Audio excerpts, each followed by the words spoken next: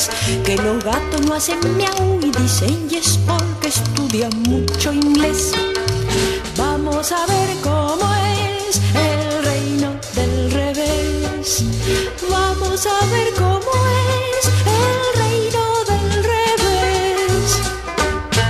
Me dijeron que en el reino del revés nadie baila con los pies, que un ladrón es vigilante y otro es juez y que 2 y 2 son 3. Vamos a ver cómo es el reino del revés. Vamos a ver cómo es el reino del revés.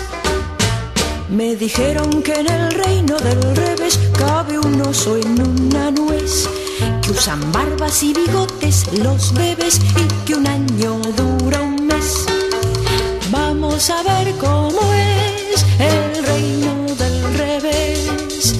Vamos a ver cómo es el reino del revés.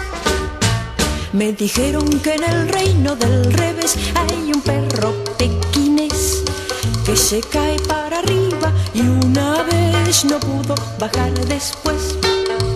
Vamos a ver cómo es el reino del revés. Vamos a ver cómo es el reino del revés. Me dijeron que en el reino del revés un señor llamado Andrés tiene 1530 chimpancés que si miras no los ves. Vamos a ver cómo es el reino del revés. Vamos a ver cómo es el reino del revés. Me dijeron que en el reino del revés una araña y un 100 pies van montados al palacio del marqués en caballos de ajedrez.